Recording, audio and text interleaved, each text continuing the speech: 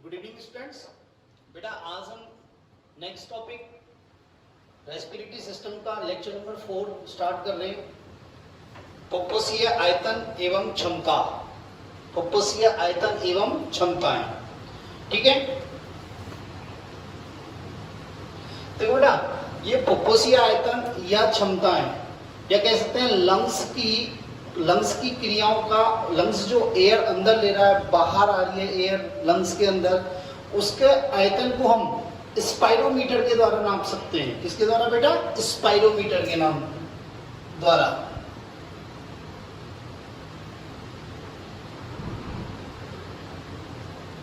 किसके द्वारा माप सकते हैं बेटा? स्पाइरोमीटर के द्वारा हम इसे माप सकते हैं। ठीक है, लंग्स की जितनी भी भौतिक क्षमताएं हैं उनको किसके द्वारा मापा जा सकता है? स्पाइरोमीटर के द्वारा। तो देखो आपके सामने मैंने एक डायग्राम बनाया हुआ है। ठीक है, देखो यहाँ पे है अंतर श्वसन आरक्षित आयतन, इनहेलेशन रिजर्व वॉल्यूम 3000 ml, ज्वारीय आयतन टाइडल वॉल्यूम 500 ml, बहिःश्वसन आरक्षित आयतन एक्सहेलेशन रिजर्व वॉल्यूम 1100 ml, अवशेषीय आयतन रेजिडुअल वॉल्यूम 1200 ml। ठीक है बेटा, तो देखिए क्या होता है। पहला आता है आपका ज्वारीय आयतन या टाइडल वॉल्यूम।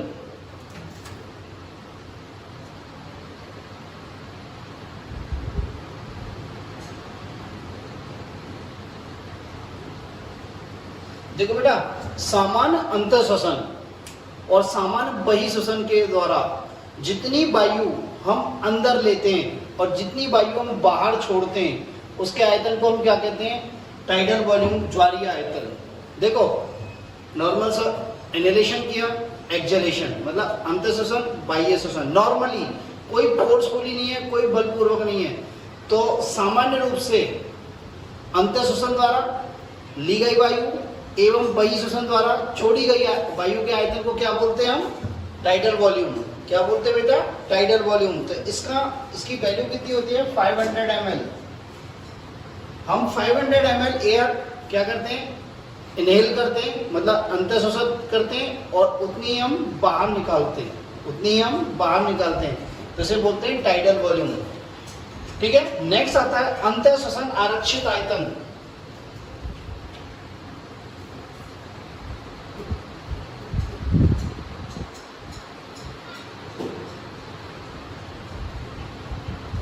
इसको बोलते हैं inhalation reserve volume,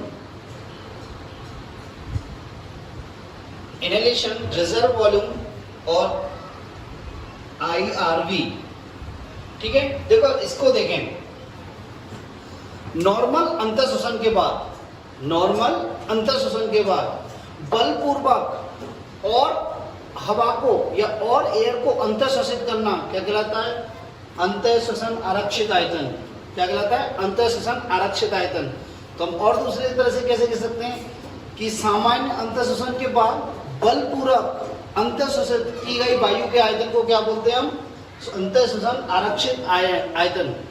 inhalation inhalation reserve volume. क्या बोल सकते हैं बेटा? Inhalation reserve volume.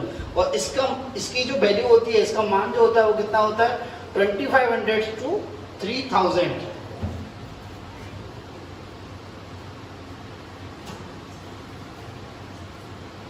ओके बेटा, नेक्स्ट आता है हमारा बहिःश्वसन आरक्षित आयतन। तीसरा आता है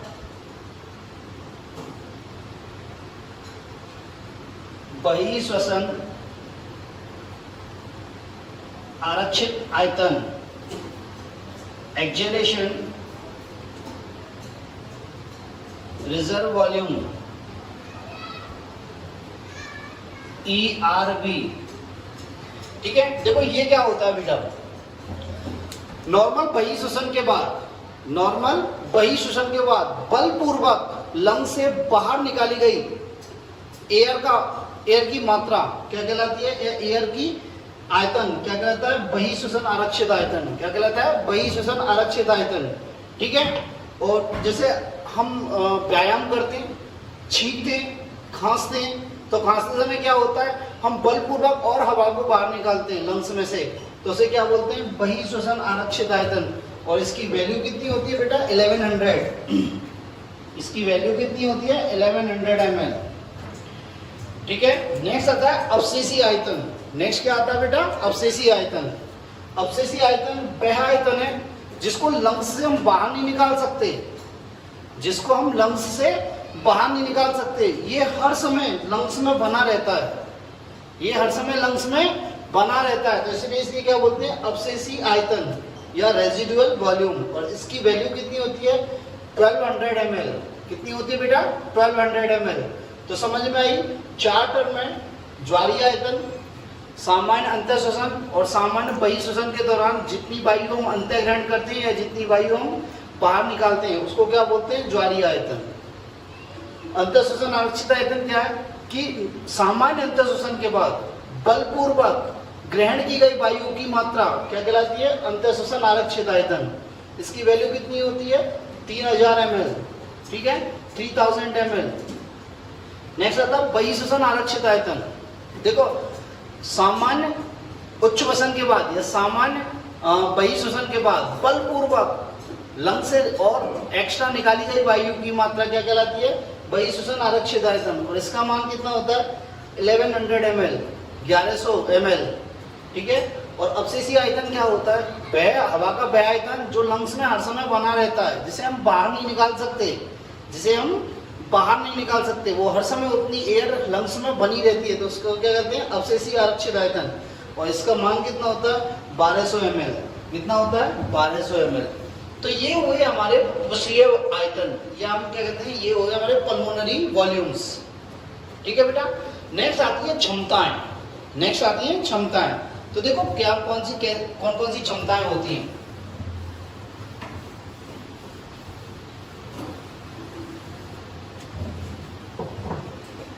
पहले आता है अंतःश्वसनीय क्षमता। पहली आती है अंतःश्वसनीय क्षमता।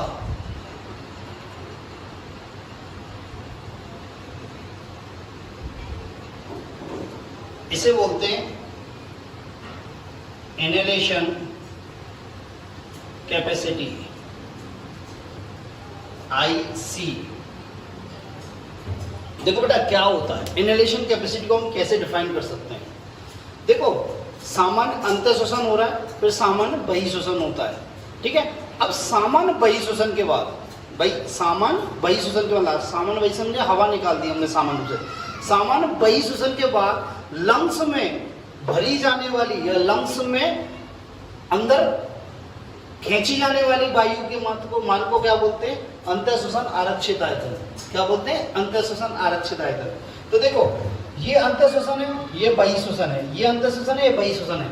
तो हमने क्या सामान्य बहिःश्वसन के बाद मतलब यहाँ से इसके बाद जो वायु हम ग्रहण कर रहे हैं लंग्स में जो भर रहे हैं, मतलब ये वाला वॉल्यूम और ये वाला वॉल्यूम, इसको क्या बोलेंगे हम अंतःश्वसनीय क्षमता।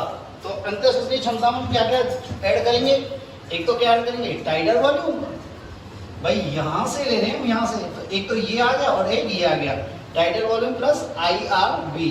तो टाइडल वॉल्यूम का अपना 500 ml और ये कितना है 3000, तो कितना हो गया 3500 ml क्या हो गया अपन की IC इनहेलेशन कैपेसिटी हो गई।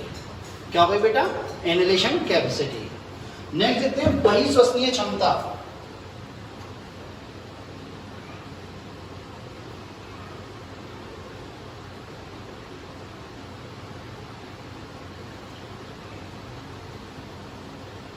एक्जेलेशन कैपेसिटी, इसको बोलते हैं EC। क्या बोलते हैं बेटा EC। देखो सामान्य अंतःश्वसन के बाद क्या बेटा सामान्य अंतःश्वसन के बाद यहां से देखो सामान्य अंतःश्वसन के बाद बलपूर्वक और नॉर्मली सामान्य रूप से और बलपूर्वक फेफड़ों से निकाली गई वायु का आयतन, फेफड़ों से निकाली गई वायु का आयतन उसे क्या बोलते हैं हम बाह्य श्वसनीय क्षमता। तो देखो यहां से हम एक तो क्या निकालेंगे टाइडल वॉल्यूम को निकालेंगे और एक क्या निकालेंगे ERV को निकालेंगे। तो इन दोनों को क्या बोलते हैं हम EC बाह्य श्वसनीय क्षमता। तो इसमें क्या आ गया टाइडल वॉल्यूम प्लस ERV। तो ये कितना है टाइडल वॉल्यूम कितना है हमारा 500 ml और ERV कितना है हमारा 1100 ml। तो कितनी हो गई हमारी 1600 ml।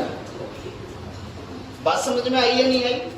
एक बार दोबारा देखो, अंतःश्वसनीय क्षमता में क्या होता है कि नॉर्मल बहिःश्वसन के बाद, क्या बेटा, नॉर्मल बहिःश्वसन के बाद लंग्स में बलपूर्वक और सामान्य रूप से जितनी हवा भरी जा सकती है उसके आयतन को क्या बोलते हैं?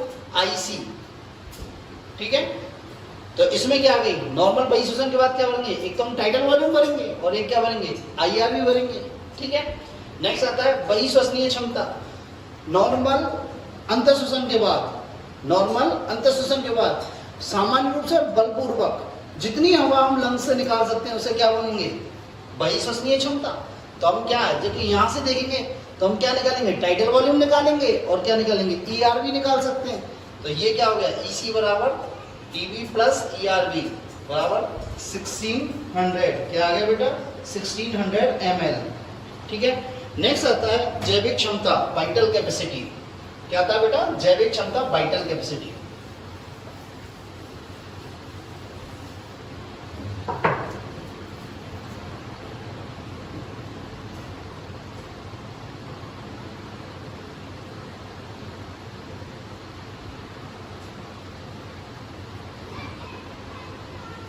वाइटल कैपेसिटी क्या है बेटा? देखो, वाइटल कैपेसिटी में हम क्या ऐड करते हैं?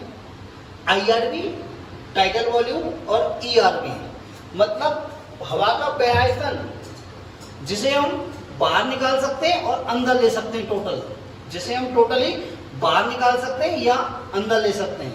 देखो इसे कैसे डिफाइन कर सकते हैं? बलपूर्वक अंतःश्वसन के बाद, क्या बेटा? बलपूर्वक अंतःश्वसन के बाद हम कितनी वायु बाहर निकाल सकते हैं बलपूर्वक बहिःश्वसन तक से, बलपूर्वक बहिःश्वसन से। तो इसमें हम क्या ऐड करेंगे? देखो, एक तो क्या ऐड हो रही, देखो यहां से यदि हम वायु निकालना शुरू करें, यहां तक हमने कर लिया, अब यहां से वायु कितनी निकाल सकते हैं? इसको निकालेंगे, आईआरवी को, फिर टीवी को और फिर ईआरवी को। तो ये क्या हो गई? जैविक क्षमता। क्या हो गई? जैविक क्षमता। तो IRV plus tidal volume plus ERV, तो ये कितनी है? 3000, ये कितनी है? 500 और ये कितनी है? 1100। तो कितनी हो गई बेटा? 4600 ml हो गई। कितनी हो गई? 4600 ml हो गई। बात समझ में आई? नेक्स्ट आती है कि total lungs capacity.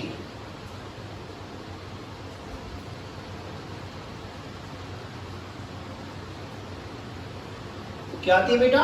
Total lungs capacity आती है। ठीक है, तो टोटल लंग्स कैपेसिटी को क्या बोलेंगे हम? कुल फुफ्फुसीय क्षमता।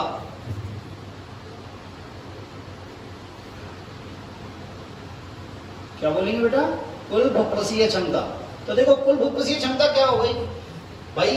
कुल फुफ्फुसीय, टोटल टीएनसी, टोटल फुफ्फुसीय क्षमता क्या हो गई?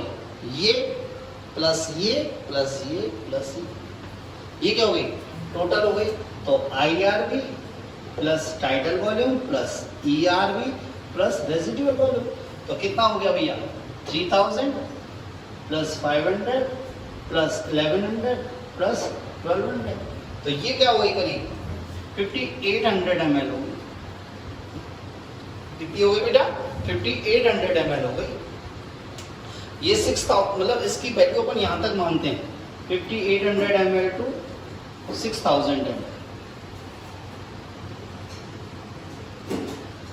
6000 ml। तो मेरी बात समझ में आई या नहीं आई? आगे एक बार फिर देख लें हम दोबारा। टाइटल वॉल्यूम क्या होता है? नॉर्मली सामान्य अंतःश्वसन और सामान्य बहिःश्वसन के दौरान वायु का वह आयतन जो हम ग्रहण करते हैं और वायु का वह आयतन जो हम बाहर निकालते हैं, उसे क्या बोलते हैं? टाइटल वॉल्यूम, ज्वारीय आयतन। अंतःश्वसन आरक्षित आयतन क्या होते हैं? कि सामान्य अंतःश्वसन के बाद उसके बाद बलपूर्वक जो हवा हम लंग्स में भरते हैं, बलपूर्वक, उसे क्या बोलते हैं? अंतःश्वसन आरक्षित आयतन। इसकी वैल्यू कितनी होती है बेटा? 3000 ml या 3000 ml। ठीक है, बहिःश्वसन आरक्षित आयतन क्या हो गया? सामान्य बहिःश्वसन के बाद बलपूर्वक जो हवा हम लंग से बाहर निकालते हैं ठीक है, उसे क्या बोलते हैं हम, ERV, बहिः श्वसन आरक्षित आयतन। इसका कितना होता है, 1100 ml। ठीक है, और नेक्स्ट आता है अवशेषी आयतन, हवा का वह आयतन जिसे हम लंग से बाहर नहीं निकाल सकते, किसी भी प्रकार से बाहर नहीं निकाल सकते, उसे क्या बोलते हैं हम, अवशेषी आयतन। तो ये हो गए आयतन। ठीक है, नेक्स्ट आती है कैपेसिटी। तो पहली आती है इनहेलेशन कैपेसिटी, अंतःश्वसनीय क्षमता। तो अंतःश्वसनीय क्षमता क्या होती है, देखो नॉर्मल सामान्य बहिः श्वसन के बाद, ये सामान्य, देखो ये अंतःश्वसन है, ये बहिः श्वसन है। सामान्य बहिः श्वसन के बाद, यहां से देखो आप, सामान्य बहिः श्वसन के बाद कितनी हवा हम सामान्य रूप से और बलपूर्वक लंग्स में भर सकते हैं, उसे क्या बोलते हैं, अंतःश्वसन क्षमता। अंतःश्वसन क्षमता। तो अंतःश्वसन क्षमता ये हो गई, नहीं हो गई हमारी, ये यहां से और यहां तक क्या हो गई, अंतःश्वसन क्षमता। ठीक है, तो इसमें हमने क्या जोड़ा है, एक तो ज्वारीय आयतन आएगा और एक IRV आएगा। ठीक है, नेक्स्ट आता है बहिः श्वसन क्षमता। क्या था, बहिः श्वसन क्षमता। तो देखो सामान्य अंतःश्वसन के बाद, यहां से देखो, सामान्य रूप से, सामान्य अंतःश्वसन के बाद सामान्य रूप से एवं बलपूर्वक कितनी हवा लंग से बाहर निकाली जा सकती है, उसे क्या बोलते हैं, बहिः श्वसन। ये देख लो यहां से, इसे क्या बोलेंगे, बहिः श्वसन क्षमता। क्या बोलेंगे बेटा, बहिः श्वसन क्षमता। ठीक है, उसके बाद आती है क्या, जैविक क्षमता। जैविक क्षमता क्या है, इन तीनों का जोड़, IRV, TB और ERV, इसको क्या बोलते हैं हम, जैविक क्षमता। क्या बोलते हैं, जैविक क्षमता। तो ये यहां तक क्या हो गई,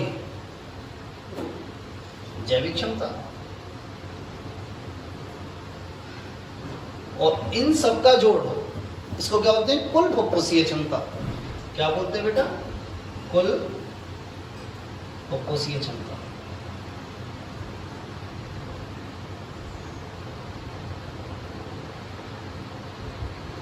क्या बोलते हैं बेटा, कुल फुफ्फुसीय क्षमता।